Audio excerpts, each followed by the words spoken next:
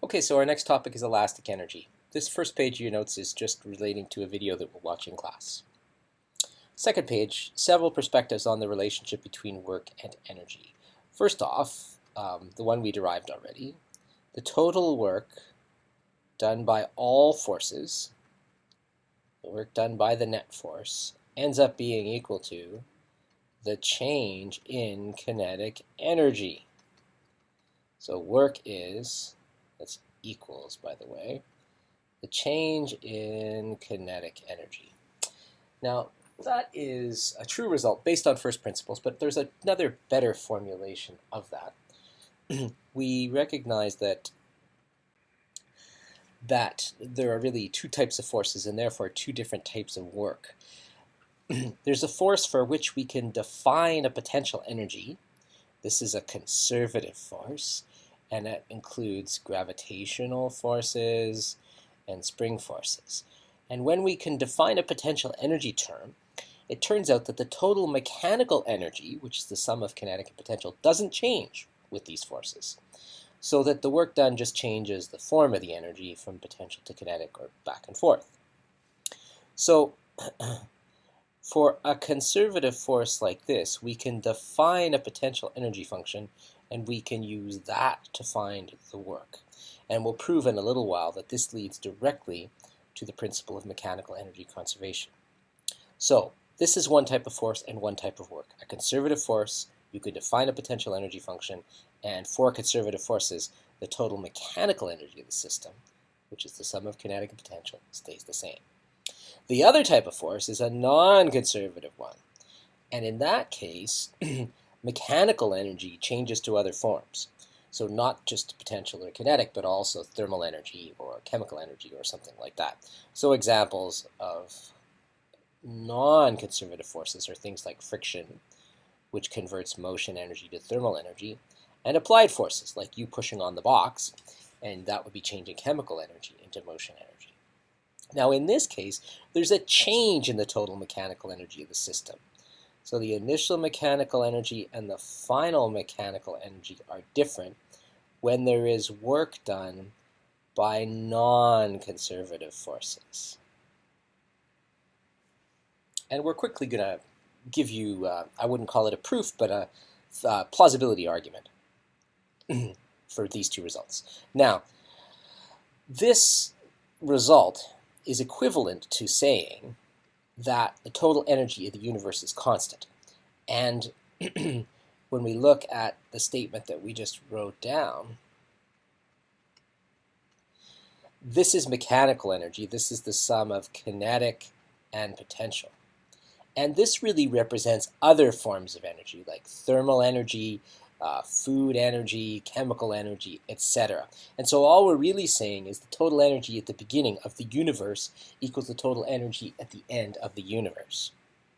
So that's just another way of looking at the relationship that we just wrote down. So let's quickly, I wouldn't call it a proof, but let's go through an argument to say this is reasonable. Let's prove that gravity work is a difference in potential energies. Let's imagine that we're taking this box and lifting it from initial location to final location. So we're exerting a force on it. There's a gravitational force there. We're lifting it straight up at constant speed, and we want to find the work done. Well, it's a constant force, so we can say that work done is the product of force and displacement. However, if we're finding the work done by gravity, we notice that the gravitational force is opposite to the direction of motion, so we know that that is going to be negative work. And negative, since the force is opposite to motion, there's the force. The displacement or the distance is h, which of course we can write as 0 minus mgh. And if we define this initial location as being our 0 of height, then that's our initial potential energy minus our final potential energy, which establishes the result that you can find the work done by gravity as a potential energy function difference. And in fact, you can prove later on in another course that conservative work by definition means there's a potential energy function that you can use to find the work. Now let's prove the second result. We'll start with the result we proved last time, saying the total work is a kinetic energy difference. We're going to break total work down into conservative force work and non-conservative force work. Non-conservative. Conservative forces have a potential energy function, and we can find the work that they do using that potential energy function. Non-conservative forces don't have a potential energy function. Over on this side, we recognize this is the final kinetic energy, and this is the initial. Now we group initial terms on the left and final terms on the right. And we see that kinetic and potential energy at the beginning plus work done by non-conservative forces equals potential and kinetic at the end. Well, this is exactly how we defined the initial mechanical energy, and this is how we define final mechanical energy. So mechanical energy changes if there's non-conservative work. If there's no non-conservative work, if all forces are conservative, then mechanical energy is a constant, and that's another conservation law in physics. Let's write some work energy equations now. And our starting point is going to be this new version of the work energy theorem that we just proved, which says total mechanical energy changes if there's non-conservative forces. Remember where that came from? It came from this result that we proved last class that said total work done is the kinetic energy change. Well, if you rearrange that, you get this other useful version here. And why is this useful? All right, well, let's do a series of examples here. Okay, so we throw a baseball. Energy at the beginning. Well, this is the initial location here. This is the final location here. So you say, under mechanical energy, is there any kinetic energy? Is there any potential energy? Because that's what mechanical energy means. The kinetic energy is clearly zero because the ball is at rest. Now, is there any height energy? Well, it looks like, yes, the ball is off the ground, but we notice that it's not changing in height. So we can, through a judicious choice of our reference surface, and it's always up to us where we pick it, we can say that there's no potential energy at the beginning either, because we just make that our zero of height. Now, there's certainly non-conservative work being done because you're throwing it. At the end, you ask the same questions. Is it moving? Is it above our reference surface? Well, it definitely is moving because you made the baseball move, but its height hasn't changed. It's still at the reference level. So the work that was done in throwing the ball equals the kinetic energy. Now, using the efficiency ratio, we could relate that throw work back to chemical energy in your muscles, because, of course, your muscles take a certain amount of food energy and they convert around 20% of that food energy into the throwing work that you did. The rest of your food energy gets converted to heat. So this is how we account for all the energy in the universe, but this is the work energy equation that applies to throwing the ball. The work that we did goes into kinetic energy. Next, let's go to the curling rink. Okay, so at the beginning, there's no height energy. So the initial mechanical energy is all in kinetic form. So we have kinetic energy at the beginning. We have no potential energy. Now we're told there's friction, so that's a non-conservative force, so there's work done by friction. There's still no potential energy at the end, but there's a final kinetic energy that's a little bit smaller than the initial kinetic energy was because it's slowed down.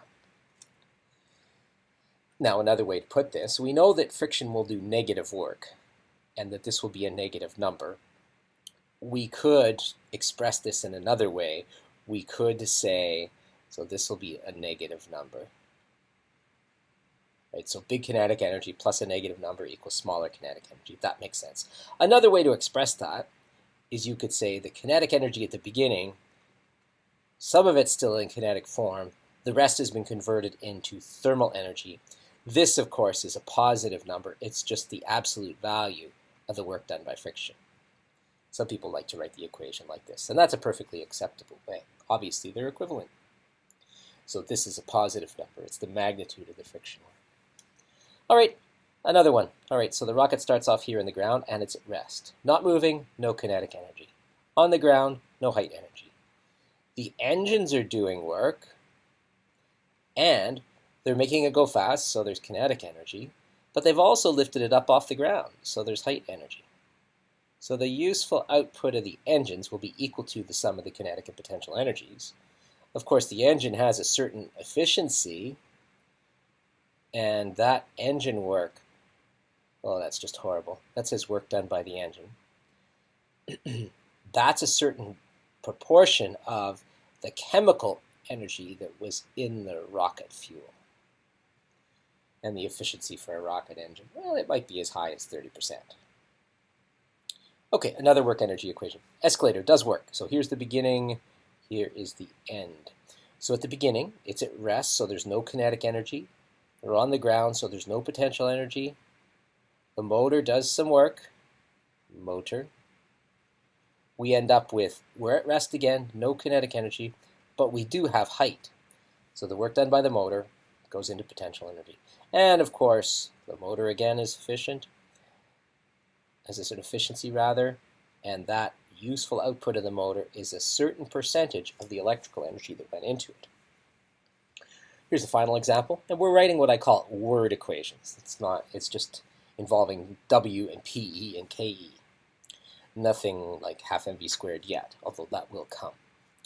Okay, so here we are. The car is slowing down, so here it starts, here it ends. We'll call this our zero of height. That means at the beginning, it is moving, and it does have height. Now, there is work done by friction. That'll be a negative number representing a loss of mechanical energy. At the end, it's still moving, although more slowly, but it's down at our reference level, so there's no more potential energy. This is again going to be a negative number. And once again, the way that some people will like to write that is they'll say that the mechanical energy at the beginning, at the end, there's still some kinetic, but there's also some thermal energy, and that thermal energy Q is a positive number. Okay, so once we can write word equations, we can start to solve real problems. So here we have a cyclist starting off the bottom of the hill at rest. Later, they're moving. So energy initial plus the work done by non-conservative forces equals energy final.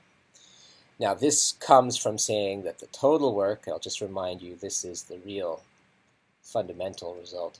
Total work done is a kinetic energy change, but the total work is the sum of the conservative and non-conservative. We split the conservative off, we rearrange, and we get this more useful result. Remember, mechanical energy is the sum of kinetic and potential.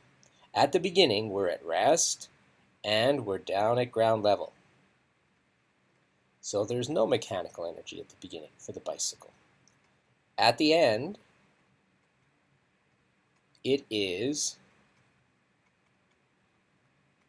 moving, so it's got kinetic energy, and it's got height. And perhaps I'll substitute in that the kinetic energy is half mv squared, and the potential energy is mgh. So the initial values of speed and height are 0, but at the end, it's got both final speed and final height. What's the non-conservative force? Well, this is the work done by the cyclist. So we could substitute in the given values for the mass, the final speed, and the final height. All that's given in the text of the problem. Then we can solve for the useful work done by the cyclist. Now, of course, that's the useful output from the body. The input is the food energy that you metabolized. Rearranging that equation by cross-multiplying efficiency down and food energy up, we can find the amount of food energy that was metabolized. Efficiency was given as 21%. As a decimal, that's 0.21. And then the answer should be 30,571 joules of food energy consumed in that process. All right, so this is really work energy equations at the Physics 11 level, but we want to try and have a good, deep understanding of where these are coming from. Now, we've been solving for work using the energy change. We previously said that work was adding up force times distance. Well, multiplying force times displacement, I should say. The adding up comes if the force isn't quite constant. What tells us that we should use one approach or the other. Well, often it's what you're given by way of information. And in the previous questions, you weren't provided with anything that enabled you to find the force or the displacement. So if we look back at the bicycle problem for a second, we don't know how much force the cyclist was exerting with his feet and the distance that the feet were traveling around the chainring circle. If we do have that information, then we can find the work done in either way, and it will be consistent. Let's just solve the same problem here in two ways and show that that works. So we're just moving this block up a ramp by pulling it at constant speed. So initial mechanical energy plus work done by non-conservative forces, and now abbreviating non-conservative, is final mechanical energy. So remember, mechanical energy is kinetic, yeah, it's moving. And potential, well, we'll say this is down at the ground level, so there's no potential energy down there. Okay, there is a non-conservative force, it's the pulling force. At the end, you end up with kinetic energy still, and now you have height. There's potential energy there. But notice that because the speed wasn't changing, this is the same amount of kinetic energy, and therefore it cancels out. So I can find the amount of work done in the pull by working out the potential energy, which of course is mgh. Now, the mass was given as 250. What about the height? Well, I'm not given the height, but I am told that the ramp is 20 meters long, so I could just do a little bit of trig there, and I could say this is 20 sine of 8 degrees, and I can substitute that in down here. Now, I'm not actually going to calculate that any further. I'm going to leave it in that form for easy comparison. Let's do the same problem using force analysis. So, do the force diagram here. There's going to be, let's get a bit of color here for us. There's going to be a normal force perpendicular to the ramp. There's going to be an applied force pulling us up the ramp. And finally, there's going to be a gravitational force straight down towards the center of the Earth. Now, we resolve that gravitational force into components. There's the mg cos theta component perpendicular to the ramp and the mg sine theta component down the ramp. And we write out our force equations, which tell us basically that the normal force is the same as the mg cos theta. Theta is given, by the way, as 8 degrees. And the mg sine theta component, if we consider forces along the ramp, sum of the forces up the ramp, it's F minus mg sine of 8 degrees. That equals ma. But because we're pulling it up at constant speed, there's no acceleration. So we see that the applied force will be identical to mg sine of 8 degrees, the component of gravity along the ramp. So we can then find the work, because it's a constant force, by multiplying by the displacement. So the force is 250 g sine of 8 degrees, and the length of the ramp was 20 meters long. And if you compare this expression with this one up here, they're identical. And they have to be. Physics is self-consistent. So we can find the work done using force times displacement or using the energy change, and we'll get the same answer. So the next thing we're going to do, because that's all review, is we're going to introduce a new form of mechanical energy, the energy stored in a spring. Now, we know that Hooke's law says that if you compress or stretch a spring a distance x, the force that's created in the spring, either tension or compression, is going to equal kx. It's in direct proportion to the displacement. Now that means if the spring is originally at its equilibrium position, that there's no force, there's no tension in the spring at that point. So we see that the force is varying, and as we saw last class, the work that's done in compressing the spring is an average force times a distance. Well, the average of 0 and kx is found by adding and dividing by 2. The distance in this case was just x, the distance we compressed the spring, so we see that the work that was done compressing that spring is half kx squared. Well, that is exactly equal to the amount of energy that's stored in the spring. Because in a perfect spring, if you compress at a distance x, then all of your energy is there available for later release and later transformation back into kinetic energy. So this is a derivation, a proof of the following relationship. Spring PE is half kx squared. And with that new version of PE, we can now solve more work energy problems. Let's try an example. So here we've got a mass moving along a flat frictionless surface that strikes a spring and comes to a rest. And we just want to know what is the distance x. So we apply the work energy theorem. Energy at the beginning plus work done by non-conservative forces equals energy at the end. Now, energy, mechanical energy, means both kinetic and potential. But here there's clearly no gravitational potential energy, but there is spring potential energy, or there could be. At the beginning, yes, there's kinetic energy. There's no energy stored in the spring. At the end, there's no more kinetic energy because the mass comes momentarily to rest, but there is energy in the spring. Now, the only forces here are gravity, elasticity in the spring, and normal force. Normal force does no work, gravity does no work. Spring forces are conservative. So because springs forces are conservative, there is no non-conservative force. And we have a situation where the total mechanical energy is conserved. All of the kinetic energy at the beginning is transformed into elastic energy as the mass comes to rest. And so now we can compute the compression of the spring by substituting in the mass, speed, and the elastic constant k. Solving for x should give the answer, given 2.12 meters, that the spring will compress in coming to a rest. So we notice here that mechanical energy was conserved. That means this non-conservative work term was 0. That's really the first time we've seen that today. It's quite a common situation, though. To illustrate the difference, let's look at a two-part problem. Let's imagine that we start off with a spring that is initially uncompressed, and then we compress it to a distance x. Then, this is sort of like pinball, we imagine that the pinball is there now, and we let it go.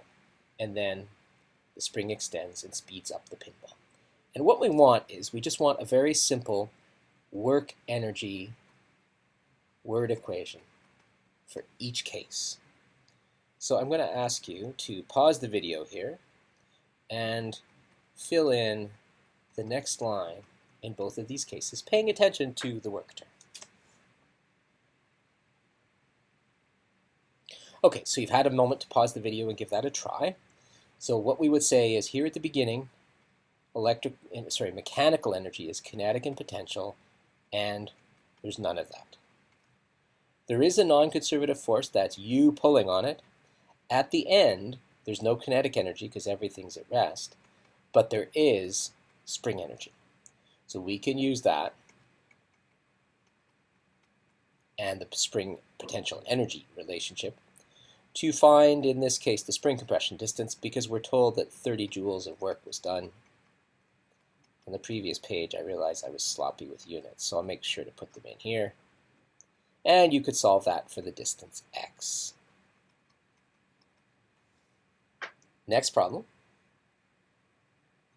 Here, you put the pinball in, and the pinball is initially at rest, so there's no kinetic energy, but there is spring potential energy. There is no non-conservative force because you're not pulling on it anymore. The only force that's doing anything is the spring force, and the spring force conserves energy. The pinball ends up moving, and there is no more spring energy at the end. So, another way to express that is the work done by the spring, which is the potential energy change, speeds up the ball. Or, alternatively, the total mechanical energy of the system is conserved, the potential energy stored in the spring gets converted to kinetic energy. These are equivalent formulations. And we can use this equation. We showed up there that half kx squared was 30 joules. We can use this to compute the speed of the ball. What was its mass again? 8 kilograms. That is quite the pinball, I have to say. And you can solve that for the speed v. So that completes the first part of this video, and we will pick up the rest of these notes in class. Okay, so here's the second part of our pre-lecture on elastic energy. And we had previously looked at horizontal springs and said that potential energy is half kx squared, and that in those cases we didn't have to worry about mgh. But what if we do have changes in height? What if, say, the spring is vertical? What happens then? Well, it's a little more complicated. Here you've got a spring at rest, and if you put a mass on it, you know that if you lower it slowly, the mass comes to rest. Well, you can also, of course, make the mass, pull it down and let it go, and then it'll go up and down and up and down and up and down like that.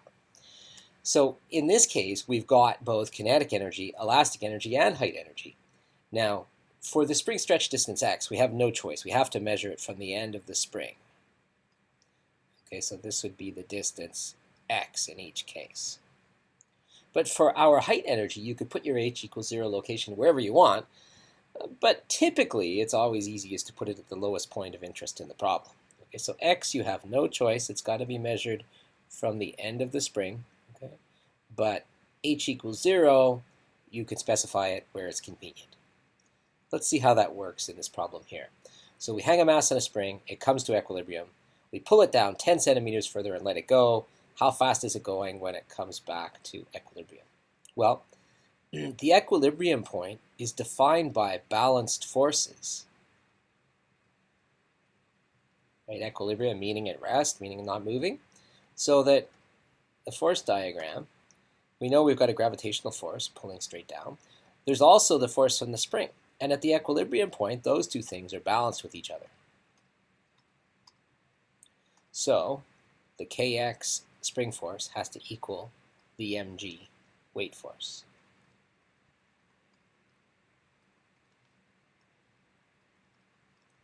So at equilibrium, there's no acceleration. So you can solve that, bring the mg over, divide by k.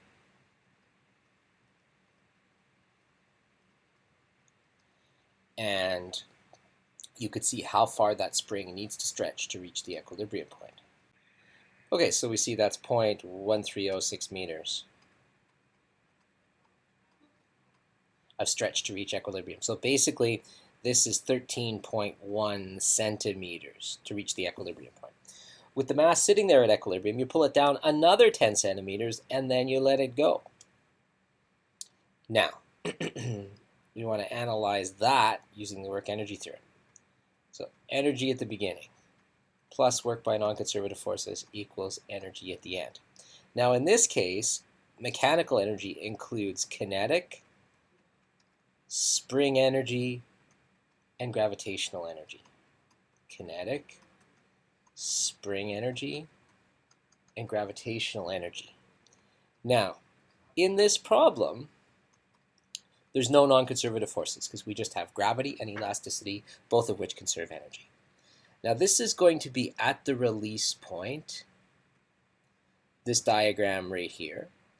The final location is back at equilibrium. And we just need to pay a bit of attention to detail here and think about the values of these variables. Okay, at the release point, the speed is 0. For the gravitational energy, let's just define that as the 0 of height. So then there's no gravitational energy. How far is the spring stretched at this point? Well, we know it's stretched 13 centimeters to reach equilibrium. This is another 10 centimeters. So the stretch of the spring at this point is 23 centimeters, 0.2306 or 0.231 meters. 13 centimeters to reach equilibrium, and then another 10 centimeters pulled down and released. Now when it comes back at equilibrium, it's moving, and it's the speed we want. Back at equilibrium, the spring is just stretched by the 13.1 centimeters. Yeah, let me write it that way. Let's say this is 23.1 centimeters at release. Then 13.1 back at equilibrium. The gravitational energy, well, we have now risen 10 centimeters above our 0, because our 0 was at release.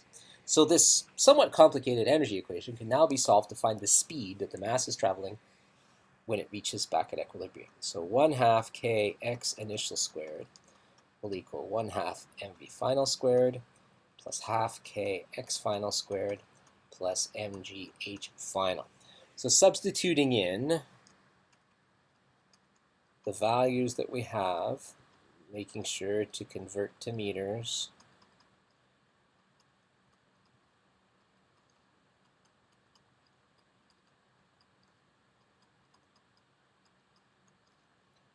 And then I'm running out of room there. This is 10g times 0.1. We now get an equation that we can solve to find the speed of the mass when it returns back to equilibrium. And that works out to 0.86 meters per second. So we can see then that with vertical springs, there's a bit more accounting to do because we need to account for these 3 different forms of energy. But as long as you're careful, there's nothing to it.